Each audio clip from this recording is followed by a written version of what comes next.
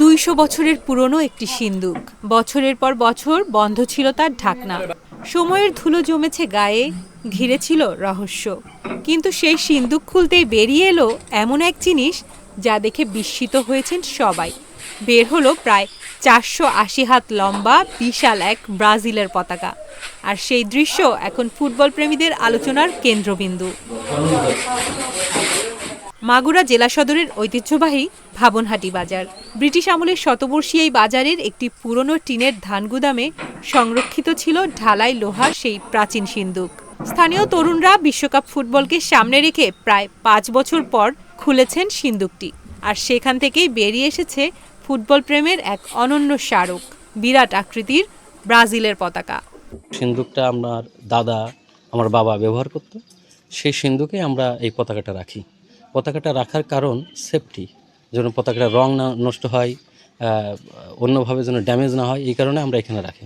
তো আমাদের আগে 480 হাত পতাকাটা ছিল, এখন আমরা নতুন করে আরও 800 হাত তৈরি করেছি। টোটাল এই 1280 হাত পতাকা আমাদের সিন্দুকে ছিল। তো আমরা আজকে সিন্দুক থেকে বের করলাম, পরে রাস্তায় এটা টাঙাচ্ছি। স্থানীয়দের ভাষ্য, আগের দুটি বিশ্বকাপ উপলক্ষে তৈরি করা হয়েছিল এই পতাকা। এবারও থেমে নেই তাদের প্রস্তুতি।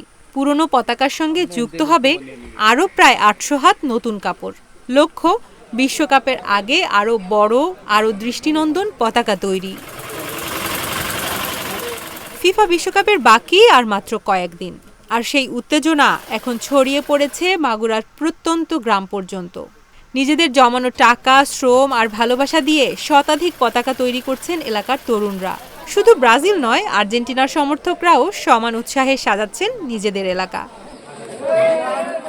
মাগুরা সদর উপজেলার মঘি ইউনিয়নের ভাবনহাটি এলাকায় ঢুকলেই চোখে পড়ে ভিন্ন দৃশ্য। গ্রামের সরু রাস্তার দুই পাশে উঠছে সবুজ হলুদ ব্রাজিল আর নীল সাদা আর্জেন্টিনার পতাকা। দূর থেকে মনে হয় যেন বিশ্বকাপের রঙে রঙিন হয়ে উঠেছে পুরো জনপদ। নেইমারের কথা কি বলবো, নেইমার আছেই যেন ব্রাজিলের দলের একটা প্রাণ, আর সে একাদশে থাকবে এটি আমরা আশা করি এবং আমরা প্রত্যাশী। এবং সে ওইখানে থাকা যেন ব্রাজিলের কোটি কোটি সমর্থনের একটা ভালোবাসার অংশ, এবং আমরা আশাবাদী সে একাদশে থাকবে এবং ভালো কিছু করবে ব্রাজিলের জন্য। জয়ের ব্যাপারে আমরা শতভাগ প্রত্যাশা রাখতেছি, যেহেতু আমাদের স্কোয়াডটা এখন আগের থেকে অনেকটাই প্রত্যাশামূলকভাবে আমাদের যেটা দেওয়া সেটা দিবে। যেহেতু কোচ আনচলতি আছে, সেখানে আমাদের প্রত্যাশাটা একটু বেশি থাকতে পারে। এখনও চলছে পতাকা তৈরির কাজ। স্থানীয় দর্জিদের দিয়ে বানানো হচ্ছে নতুন নতুন পতাকা। কেউ রাস্তা সাজাচ্ছেন, কেউ ব্যানার তৈরি করছেন, আবার কেউ বাড়ির ছাদে টাঙাচ্ছেন প্রিয় দলের রঙিন প্রতীক। ফুটবলকে ঘিরে উৎসবের আবহ ছড়িয়ে পড়ছে সর্বত্র।